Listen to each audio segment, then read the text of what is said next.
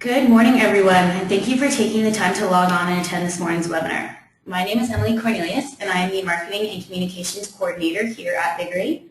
Just before I pass the webinar over to today's presenters, I just want to remind everyone that if at any time throughout the webinar you have any questions, you can type them in using the GoToWebinar question box on the side of your screen, or you can tweet us at Vigorate Digital, and don't forget the Demonstrate Webinar Events hashtag. We'll be answering questions at the end of the webinar. Any questions that we do not get to during the webinar today, we will answer on our Vigorate Digital LinkedIn page later today. So today's speakers are Michael Doe and Alex Wormay. They are both members of the Vigorate team and are renowned loyalty strategists. Michael is a senior project manager who has been with Vigorate for a number of years, and Alex is a relatively new member of the Vigorate team and focuses solely on loyalty programs and their success. Both Mike and Alex are currently working on programs with the NFL, NHL, WWE, and Holland Bloorview, just to name a few. And they are experts in e-auctions, specialty commerce, Facebook applications, contests, and sweepstakes. So without further ado, I will pass the webinar over to their capable hands. Thank you, Emily. Like Emily said, Alex and I both work on what we like to call the loyalty side of our business here at Vigorate. But today, we'll be taking you guys through kind of a crash course on online auctions. So as a quick introduction, we'll talk about why perhaps you want to consider doing online auctions for your business or brand. If you chose to do an online auction, how you'd go about doing that. And then how really to go beyond the standard eBay online auction model and what you can do next. So, we'll talk about live event auctions, maybe auctions on Facebook, as well as auctions involving loyalty points. Okay, so why? Why would a brand or a company want to do an online auction? I think we here, based on our experience, really have three main reasons that we want to focus on. And first, the obvious one is that it's an alternative revenue stream for your business. It actually, auctions fall into what we like to call the specialty commerce category, where it's not your standard typical e-commerce storefront. Group buying or the Groupon model certainly falls into this specialty commerce, loyalty points, but for sure auctions as well. And we found that really there are two types of products that work really well for auctions. One being the unique one-offs. So it really is a different product category. It's unique, it's different. You're not sure of the market value for it, but there will potentially be high demand for it because it is something that isn't quite as common. These do really well on auctions, obviously, again, because it truly does generate the market value for it because you have your consumers determining the end price. And we've had, in our experience, I've had clients use these or use one-off unique auctions for experiential products, experiential events. Using for charities as well is a great way to drive, fundraising initiatives using auctions. The second type of product that we found works really well is, excess inventory. So you could push, you may have a space or you have these items needing storage. A good example would be maybe the program from the 2011 All-Star Game. Right, you have them, you're just sitting there. You have them sitting there. You can use online auctions, either in Dutch auction format or fixed price auction format, where you can push multiple products at one time. So we found that either unique one-offs or excess inventory really works well for auctions.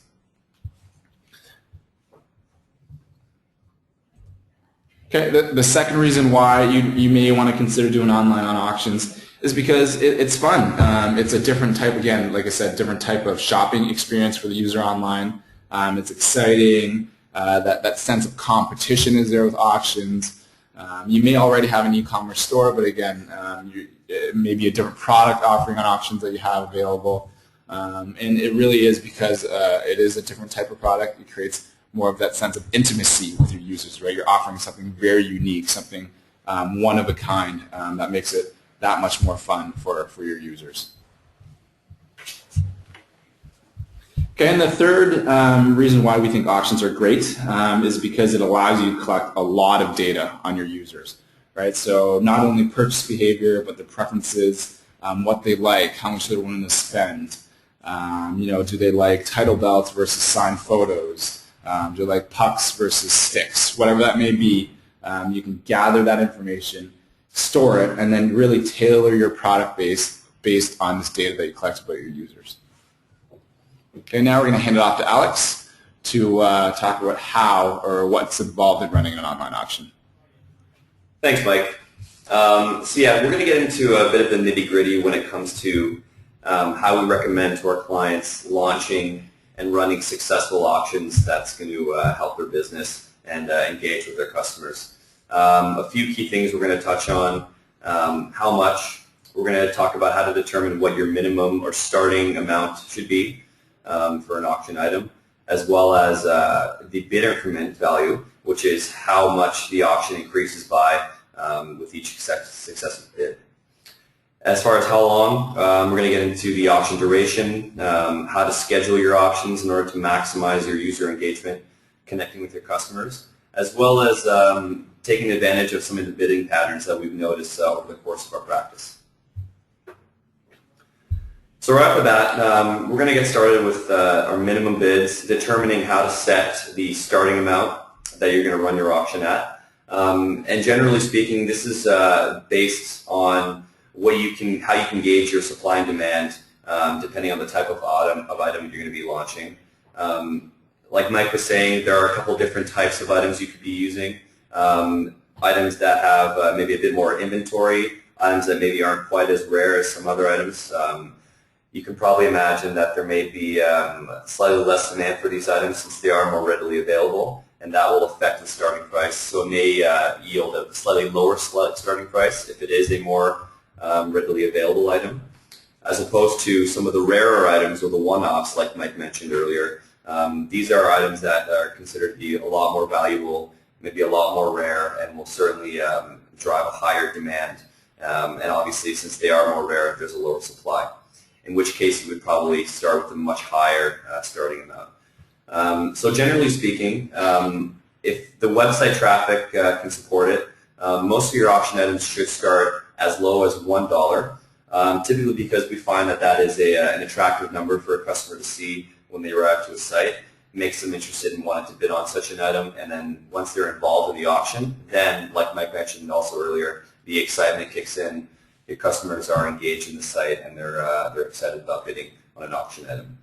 Otherwise, if we're getting into some of the rarer items that are a bit more valuable, less supply available, that's a case where you want to target more of a 40% of your target price when it comes to the starting amount, just so that you can make sure that you're receiving the most value for the item that you possibly can, since it is a rarer item.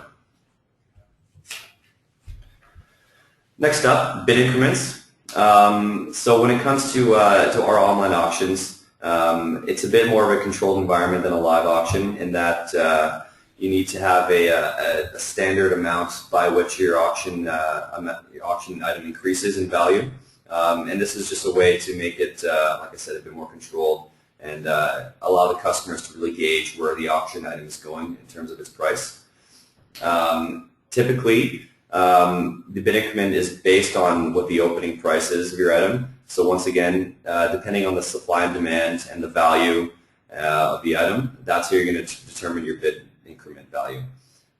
So once again, if it's an item that's more readily available, starting at a bit of a lower opening price, you can have a slightly lower bid increment just because you're expecting that it may not drive as high a price as some of our rare items, rare sports memorabilia, for example, which would be more valuable starting at a higher starting price, and then you want to be increasing the value of the item by each bid by a higher amount. So auction durations, this is a really important thing to consider when deciding to run an auction online. You certainly have a few things to keep in mind when it comes to the traffic you're receiving on your site, as well as anticipating the bidding volume that you're going to be receiving on certain items. Typically, when it comes to the duration of an auction, you really want to consider how much traffic you expect to experience over the course of a shorter period of time and a longer period of time. If you decide to run your auction for only a short amount of time, like a few days, you run the risk of not receiving as much attention as you might normally receive, potentially missing out on some customers that may have arrived to the site a bit later, maybe after the auction is closed. On the other hand, running an auction for too long a period of time runs the risk of having your customers lose that sense of excitement, possibly getting bored of tracking the auction for a longer period of time, and ultimately you may lose some interest in the site. So generally speaking, you don't want to have an auction end in less than 3 days, unless it's a special circumstance like an auction is centered around an event that your company is promoting or a marketing campaign. And at the same time, you don't want your auction to last longer than 14 days. Again, if, like I said, you're running a marketing campaign that will support the auction lasting that much longer, then you certainly can consider that as well. However, we find that the sweet spot in terms of auction duration is 5 to 7 days, just because it gives customers enough time to catch wind of the auction, and also up to 7 days, your customers are certainly going to remain engaged for that long and keep excited about the item they're bidding on. As far as the opening and closing time and date of an auction, certainly it's more important when it comes to the closing date, because it's all about driving the most revenue and getting the most attention you possibly can. When it comes to closing an auction, you really want to make sure that you're not having some customers missing out on bidding. So certainly you don't want to be closing an auction in the middle of the day or in the morning when customers tend to be the busiest on their way to work or at work. We find certainly that closing an auction in the evening, possibly after dinner time, is when customers have the most free time and they can go on the computer and track the auctions that they're bidding on.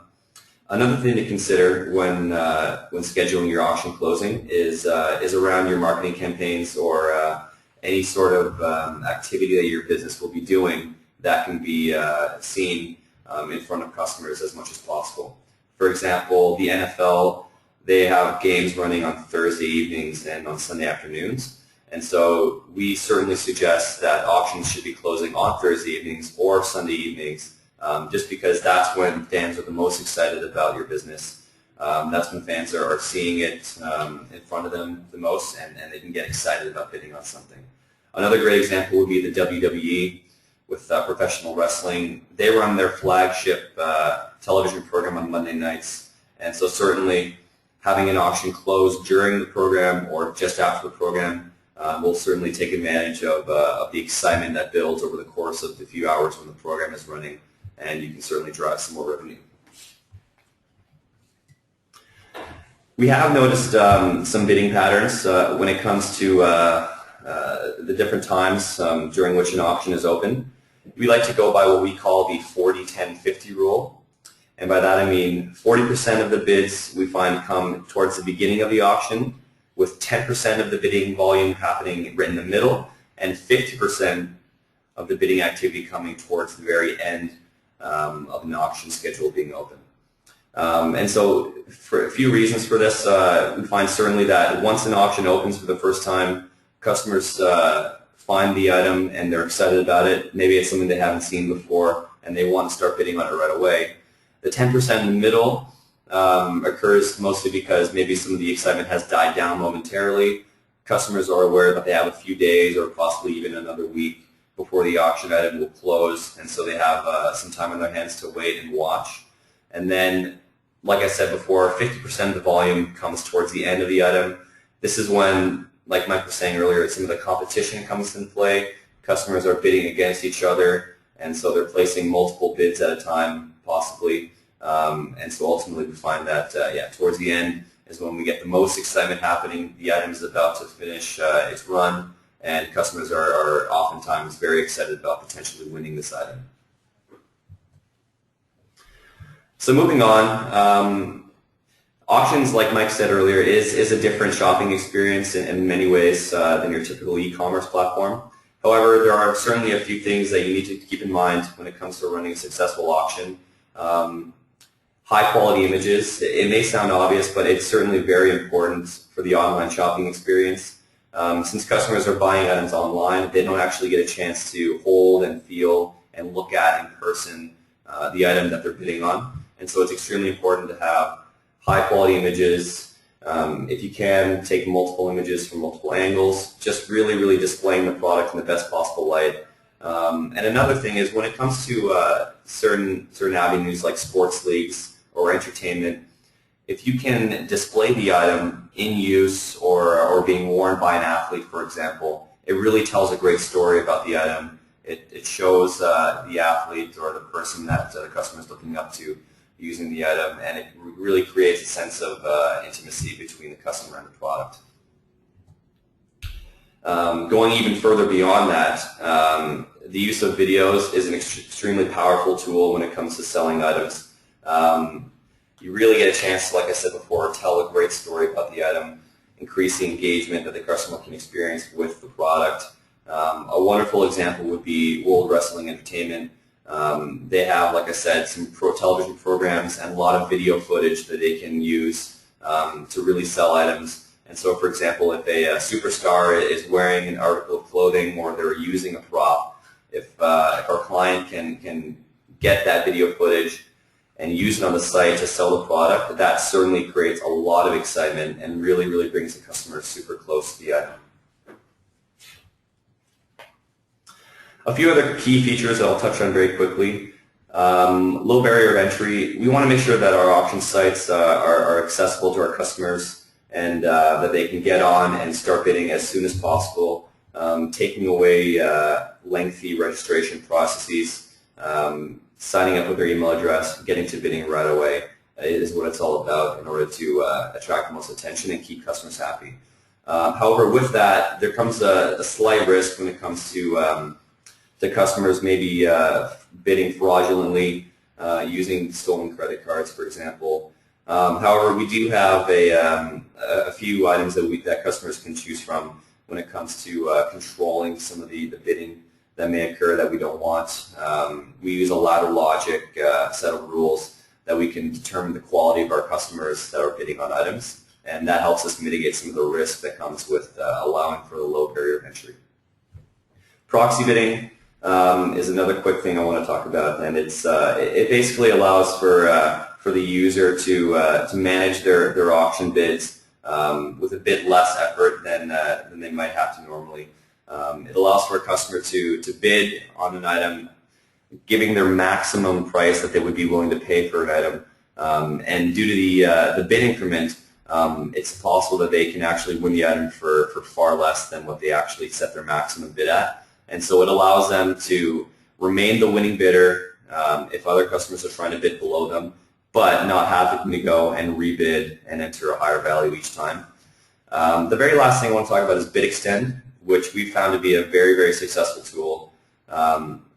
The general idea behind Bid Extend is it allows for the actual auction closing to extend beyond the original scheduled closing if there's a lot of traffic happening towards the end of an auction. If any bidding activity occurs towards the end, the auction will actually extend, allowing for more users to get in on the action, and it will also allow for a previously winning bidder a chance to regain control of the bid and certainly have a greater chance of winning the auction.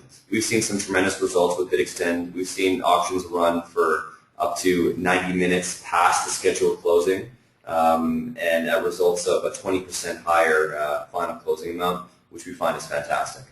I'm going to pass it back to Mike Doe, and he's going to talk about some of the next level features that we're implementing on our sites. Awesome.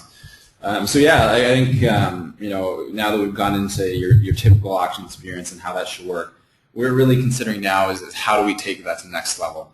And in the time and days where people, or more people, especially during their free time, are spending more time on their mobile and tablet devices versus their desktop device, it's really important that you make your website, and especially in this case your auction site, accessible on all those devices. So making sure that it reconfigures and it's streamlined to create a great experience on those smaller interfaces than the typical desktop. So leveraging, in other words, responsive design or adaptive design. And especially with auctions where there is that sense of competition, you need to be able to bid or upbid no matter where you are. This is even more relevant. And we have seen this happening on our sites that we run, we've seen up to 20% of winning bids coming on mobile devices themselves. Okay, and then going mobile, it really does open up your opportunities, especially when it comes to live events or in-stadium bidding. So just imagine yourself at a football game and the coin toss just happens, and immediately right after the toss, up on the big the Jumbotron, they say that this coin toss that was just used is now up for auction.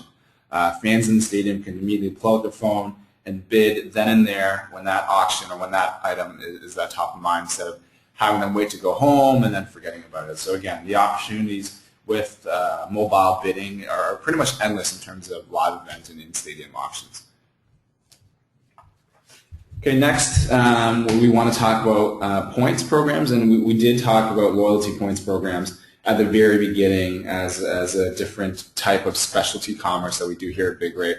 And we've actually had clients combine both auctions and points programs together. So this example here is a program we did with Air Miles, and users were able to actually use their Air Miles points to bid on auctions. So instead of the traditional cash model, they would bid 500 Air Miles points and hoping to win great products. What this means is that, again, it allows for that brand engagement. Air Miles is involved. And it's a way for users to burn their points in a non-traditional way, which we all know, lowers the risk for Air Miles and the liability as well. Okay, and then the last piece that we want to kind of touch base on in terms of taking your auction to the next level is auctions within Facebook. So imagine, instead of trying to build that community around your auction site, you're bringing that auction site to your already developed Facebook environment or Facebook community. The way this works is that you log in through Facebook, you view the auctions within the Facebook page, you do the bidding within Facebook, sharing, credit card security, all that within Facebook. And it's really the key thing here is trying to monetize your Facebook fan base. All right, thanks very much, guys. That was great. So we did actually have a number of questions come in during the webinar. So we'll answer a few of them right now. And again, any questions we don't get to now, we'll answer on our Vigorate Digital LinkedIn page later today. Okay, so first question. You mentioned how to determine minimum bids and bid increments and how to determine how long you should run individual auctions. Is this a set rule across all items within your auction, or does each item within the auction have a different minimum bid increment, and auction length? No, that's certainly a great question, and I'll expand on what I was talking about a bit earlier. Certainly, it's going to vary depending on the type of item that you're going to be auctioning off. And one point I want to really bring back that I mentioned earlier was it's all about supply and demand. If you have two items that you're going to be auctioning, one of which you have excess inventory, you're trying to sell it off, it's still a valuable item or a desirable item, but certainly you have a bit more of it. It's going to have a lower starting price, just certainly because you want to have as much interest in the product as possible. If the price is too high to start with, or the bid increment is too high, you may not actually get what you deserve out of this item. On the other hand, if you have an extremely valuable item, like for example, we had a game-worn NFL jersey that sold for a great deal of money, and it received a lot of attention. Certainly an item such as that would be worthy of a higher starting value and a bid increment that increases at a higher rate. When it comes to the actual the length of time that auctions are going to be running, it varies depending on what you expect the interest to be. Like I said, it all boils down to the supply and demand. If it's a high demand item, you want to maximize the excitement that can be generated from it. And if it's a more common item, you want to make sure that you're selling it for the highest possible price, but you want to attract attention to it as well by setting your starting amounts and your bid increments a little bit lower. All right, perfect. Okay, you talked about the low barrier for entry and not asking for a credit card to increase number of bidders. What are the risks, or are there any risks of doing this? For example, unfulfilled bids. Yeah, I'll take this one, Alex. For sure there are definitely risks when there's low barrier entry. If you're only asking for a user's email address, not their first name, last name, shipping, or physical address, and you're not asking them to put their credit card down for bidding, there are absolutely risks as well. Fraudulent bidding being the obvious one, unfulfilled orders being the other one when an auction does close. So if you choose to go that route, it's probably important, or is important, to ensure that the platform you use or the program that you do use has kind of the checks in place to make sure that you're mitigating these risks. So, like Alex mentioned before, are they based on their previous history or their previous bidding history? Are they a good bidder? Right? Are they in good standing with the auction? Say, is bid X better than bid Y? So again, making sure or having the system check those based on ladder logic and if statements will really help you mitigate those risks of that low barrier to entry. Okay, perfect. Next question. With BidXtend, is it best practice to set limits on this? Have there been any reports of negative feedback from users when auctions go on and drive up the cost of the item?